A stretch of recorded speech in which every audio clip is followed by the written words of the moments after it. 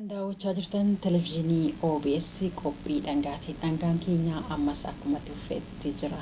Egaa dhangaan wantoota hedduu of keessaa qabdi jenneerra dhangaan keenya tokko lama jechaa dhufee hanga amma kan nuuf qophii tokkodha. Qophii ispoortiitii kan nuuf dhangaan keenya egaa xumuramuuf jechuudha birra. Qopheessaan qophii kanaa margaan gaasuu tapha El Clasico irratti xiyyeeffate qophii ispoortii waan qopheeffate qaba. Dhangaan keenya isin arra ilaaltan kana duwwaa miti. Wantoota biroos gara fuulduraatti wantoota qopheeffachaa jirru qabna. Diraamaan jira, wantooti kana caala nama bashannansiisan, nama barsiisan illee qabannee dhiyaachuuf itti qophaa'aa jirra. Daawwattoonni keenya toora Facebookii keenyaan Oromiyaa Broadcasting Service jedhanii galanii yaada yoonuu kennan yaada isaanii irraa wantoota adda addaa fooyyeffannee dhangaa keenya mimmi'eessaa gara fuulduraatti sakkataatti waliin fufuudha. Achumaanis immoo toora iimeelii keenya oromiyabroadcasting@gmail.com irrattis yaada akka nuu kennan asumaan isaan beeksisna. Isin keessummeessuun kan isin faana turre Anobsee Kaasaawunii. Ani immoo Birraa Laggasaati. Ogeeyyii kaameraa akkasumas qopheessitoota qophii dhangaa fi ogeeyyii istuudiyoo maraa waliin ta'uudhaan qophii dhangaa miilanaa kan isin biraan geenye. Televezyiiniin OBS kan keessanii daawwadhaa, ittiin mul'adhaa, kunuunfadhaa. Hanga torbeetti yeroo gaarii.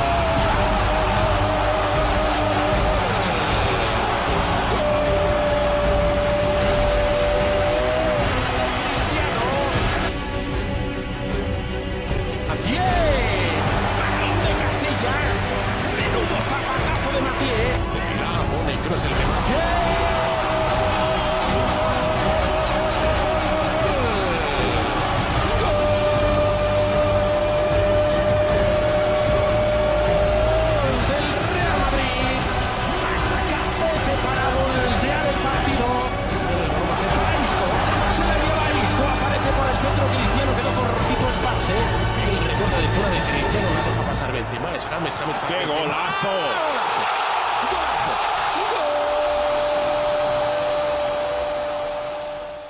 Ispoortiin kan wallolee walitti araarsuudhaan beekama.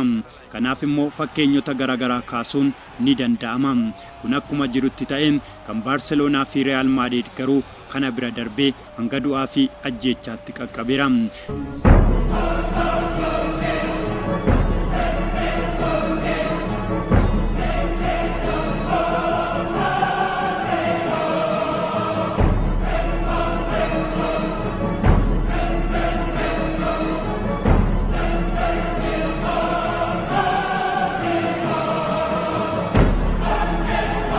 Seenaa La Liga Spain keessattis ta'ee Champions League Awurooppaatiin Copa del Rey ta'ee Super Cup Spainin wal mo'achuudhaaf falmiin Baarseloonaa fi Real Madrid erga jalqabame kuni marsaa 229ffaasaati.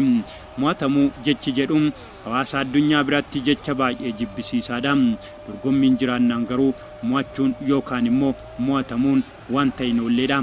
Real Madrid fi Baarseloonaa biratti garuu mo'atamuu jechi jedhu kubbaa miilaa qofaan wal mo'achuu osoo hin taane siyaasaan, sanyummaadhaan, falaasama jireenyaatiin, xiinsammuu fi kanneen birootiin akka wal mo'achuutti ilaaluu erga jalqabanii waggoottan 80 caalan darbaniiru.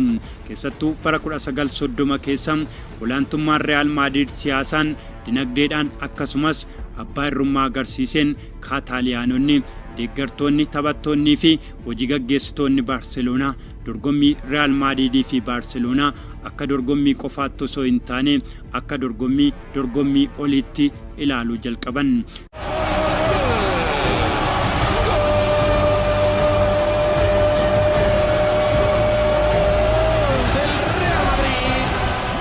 sirna sooshaalizimii Real Madrid hordofaa ture kana mormuudhaan pirezidaantiin Baarseloonaa Joosef Sunyol yeroo dheeraadhaaf poolisoota magaalaa Maadridiin dararamaa tureera. Kana booda egaa Kaataaliyaanonni Baarseloonaaf kilabii olii maqaa jedhu kan kennaniif. Kana qofa osoo hin taane Baarseloonaan kilabii Kaataaliyaanota bakka bu'ee dorgomu qofa osoo hin taane kilabii eenyummaa Kaataaliyaanota hawaasa addunyaa irratti beeksisu jechuudhaan ittiin dhaadachuu jalqaban. Suutuma suutaan dubbiin babal'atee haallis jijjiirame Real Madrid fi Baarseloonaan akkaadaamii ollaa gamsaa tuqanii wal boochisuu jalqaban. Hawaasni addunyaa miiliyoonaan lakkaa'aman Baarseloonaa fi Real Madrid deeggaran dabalatee Ispeenonni iddoo lamatti kan qoodamanis baruma 1934 kanatti.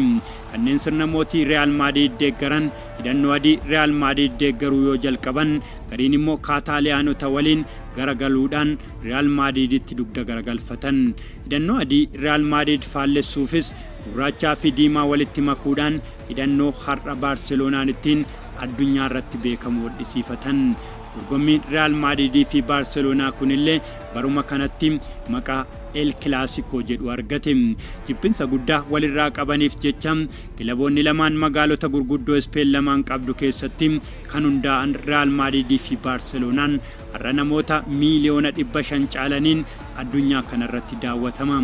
Yeroo ammaa kanatti Ispeeniin alatti Eesiyaatti bal'inaan kan jaalatamu El Clasicoon sababa Lionel Messi, Neymar, Luis Suarez fi James Rodrigueziif jecha Ameerikaa kibbaattis baay'inaan daawwatama. Ingilaandittis El Clasicoon bal'inaan kan jaalatamu yoo ta'u erga dorgommiin kun eegalee daqiiqaa 15 booda Ingilaandi qaqqaba.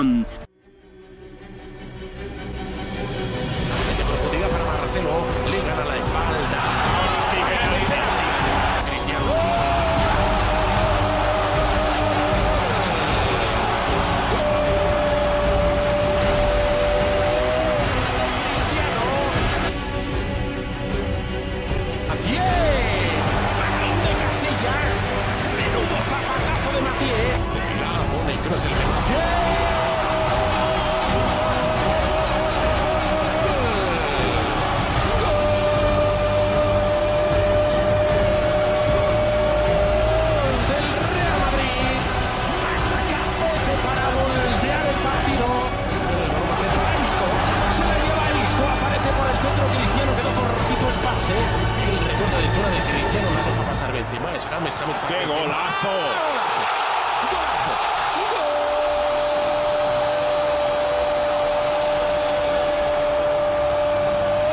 Del Real Madrid, contragolpe de manual del equipo de Ancelotti. Taphoota El Clasico 229 darban keessa yeroo 88 injifachuudhaan kan xumure Baarseloonaan taphoota 12 darban keessa 8 mo'achuudhaan seenaa gaarii qaba. Yeroo 92 garuu Real Madridiif harka kennachuudhaaf dirqameera. Jabanni Tiki Taka, Frank Rijkaard fi Pep Guardiola seenaa El Clasico qofaaf osoo hin taane Kaataaliyaanota birattillee jabana milkii guddaa qabu ture. Waawirtuu dargaggoota laameesiyaa kan ta'an Lionel Messi, Xavi Hernandez fi Andre Iniestaan yeroo dheeraadhaaf teeknishaanota Tiki Taka ta'uudhaan olaantummaan Kaataaliyaanota addunyaa irratti ol ka'ee akka mul'atu taasisaniiru. Akka qorataan lammii Jarman tokko lafa kaa'etti yeroo ammaa kana namoota miiliyoona 500 fi miiliyoona 87tu Baarseloonaa deeggara. Real Madrid immoo namoota miiliyoona 300 fi miiliyoona 13tu deeggara. Ragaan qorannoo kana akka mul'atutti Baarseloonaan deeggartoota miiliyoona 200 fi miiliyoona 74 Real Madrid caala.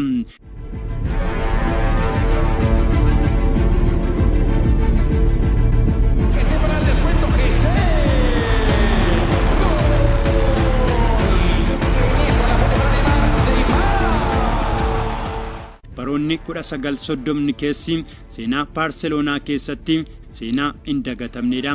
Seenaa El Clasico keessatti dorgommii goolii hedduu keessummeesse ta'uudhaan seenaa irratti kan galmaa'een Baarseloonaan Santiago Bernabéu irratti goolii 11-1 mo'atamuudhaan kan deebi'es baruma 1930tti. Goolii 11-1 mo'atamuu Baarseloonaa booda Kaataaliyaanonni gadoo cimaa keessa galanillee waggaa itti aanuttis osoo hin eegamin Baarseloonaan goolii 8-2 mo'atame. Erga Baarseloonaan goolii 8-2 mo'atame booda deeggartoonni Baarseloonaa fi Kaataaliyaanonni sirna mootii Real Madrid hanga xumuraatti akka morman dubbatanillee carraan Baarseloonaan goolii 11-1 Real Madrid mo'achuu danda'u guyyaa tokko akka dhufu raaganii turan. Sanaan booda garuu Baarseloonaan suutuma suutaan ga'umsa isaa cimsachuudhaan morkataa cimaa Real Madrid ta'e. Haalonnis jijjiiramaa deemuudhaan barri 1950 immoo jabana Baarseloonaan olaantummaa Real Madrid itti fudhate ta'e. Jalqaba bara 1950 keessa yeroo jalqabaatiif gooliiwwan 7 akka bokkaatti Real Madrid irratti dhoobsuudhaan seenaa lammaffaa hojjechuudhaafis baay'ee nama rakkisu hojjete. Waggaa lama booda immoo dorgommii Baarseloonaan goolii 6-2 Santiago Bernabéu irratti Real Madrid mo'ate. Mo'annaa seenaa Kaataaliyaanotaa keessatti iddoo guddaan kennameef isa biraa ture. Hundumayyuu caalaa Real Madrid fi Baarseloonaa gidduutti waldhabinsi guddaa kan uume jijjiirraa Alfredo Di Stefanooti. Alfredo Di Stefanoon bara 1950 keessa dandeettii ajaa'ibaa kubbaa miilaa irratti agarsiiseen kilaboota lamaan gidduutti barbaadamaa ture. Kun immoo waldhabinsa guddaa kilaboota lamaan gidduutti uume. Erga kilaboonni lamaanuu gamaa fi gamana ta'anii walitti dhaadachaa turanii booda dhimmisaa waldaa federeeshinoota kubbaa miilaa addunyaatiin akka furamu pirezidaantiin Spain duraanii murteessan. Fifaanis erga dhimma kana gidduu seenee booda kilaboonni lamaanuu waggaa tokkoon taphataa kana wal jijjiiranii akka itti fayyadaman murteesse. Waggaan jalqabaa garuu filannoo Di Stefanootiin akka ta'u erga carraan kennameefii booda Di Stefanoon Kaataaliyaanota osoo hin taane warra sirna mootiin deeggaramu Real Madrid filate. Di Stefanoon yeroo sanatti bakka bu'aa pirezidaantii FIFA Munoz Calderonin sodaate malee fedhiinsaa inni guddaan hanga xumuraatti hidhannoo adii Real Madrid uffachuudhaan kan ammoo El Clasico jalqaba irratti goolii 2 galchuudhaan jibbinsa Baarseloonaaf qabu erga agarsiisee booda Baarseloonaan yaada Alfredo Di Stefanootiif qabu jijjiire. Seenaa El Clasico keessattis ta'e La Liga Spain keessatti seenaa yoomiyyuu hin dagatamne kan hojjete Di Stefanoon goolii 18 El Clasico qofa irratti galchuudhaan yeroo dheeraadhaaf rikoordii qabatee ture. Dorgommii El Clasico kana caalaatti kan cimse inni biraa immoo Baarseloonaadhaa ba'ee gara Real Madriditti malu Luis Figooti. Luis Figoon Baarseloonaa ba'ee gara Real Madriditti erga jijjiirame booda Baarseloonaa fi Real Madrid dorgommii nuusa xumuraa Champions League Awurooppaa irratti walitti dhufan. Dorgommii kanas Real Madridtu goolii 2-0dhaan deeggartoota 85,000 fuulduratti mo'ate gara marsaatti aanutti darbe. Kun immoo taphattootaa fi deeggartoota Baarseloonaa gidduutti gadoo caaluumuun darbeera. Ricardo Zamora, Bernard Schuster, Luis Figo fi Luis Enrique dabalatee taphattoonni 21 hidhannoo Baarseloonaa gara hidhannoo adii Real Madriditti yoo jijjiirratan 12 isaanii immoo kanneen hidhannoo Baarseloonaa filatanidha. Dorgommii El Clasico irratti goolii hedduu galchuudhaan rikoordii kanaan dura Alfredo Di Stefano fi Raúl González Blancoon qabamee ture 18 irraa gara 21tti guddisuudhaan seenaa eenyuyyuu hojjechuuf itti ulfaate kan hojjete immoo Lionel Messiidha.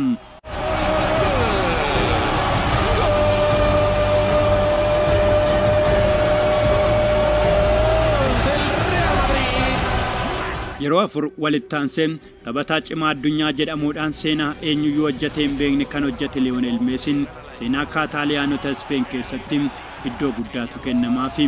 Murtii El Clasico caalaan yeroo hundumaa sammuu namaa kan dhiphisaa jiru dorgommicha irratti yeroo hundaa walitti bu'insi taphataa fi taphataa, leenjisaa fi leenjisaa akkasumas kan deeggaraa fi deeggaraati. Natu caalaan Lionel Messi fi Cristiano Ronaldoos murtii biraa miidhagina El Clasicooti. Yeroo ammaa kana dandeettii ajaa'ibaa Lionel Messi fi Cristiano Ronaldo akkuma itti fufetti jiraatus akka Pelee fi Maradona kaan tokko dinqisiifachaa tokko yoo jibbu gariin immoo faallaa ta'ee argama. Bara 2014tti taphataa cimaa addunyaa jedhamee kan filatame Ronaldoon baranas dandeettii ajaa'ibaa isaa agarsiisaatti fufeera. Darbiiwwan addunyaa kanarratti jaalataman keessaa sadarkaa jalqabaarra kan jiru El Clasicoon hawwatamummaansaa yeroodhaa gara yerootti dabalaa jiraatullee gaafiin Ispeen irraa fottoquu Kaataaliyaanotaa garuu El Clasicoon akka ittiin fufneef yaaddoo guddaadha. Aparece por el centro Cristiano, quedó por ratito el pase. El recuerdo de fuera de Cristiano, no deja pasar Benzema, es James. ¡Qué golazo! ¡Golazo!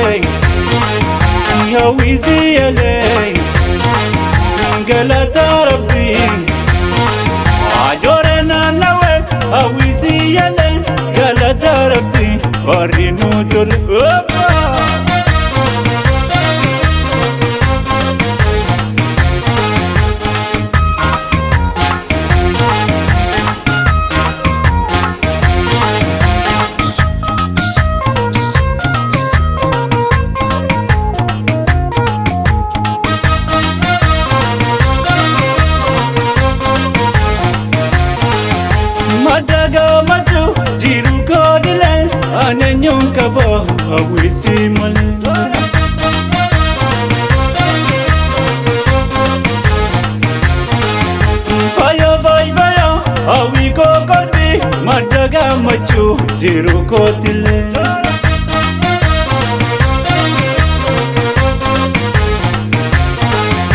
Barnaaboosifta na gammachifta hunda naaf caalta quunnamsiiftuu too hawwii koo qalbii abdiin koo suma quunnamsiiftuu too hawwii koo qalbii abdiin koo suma jaalallee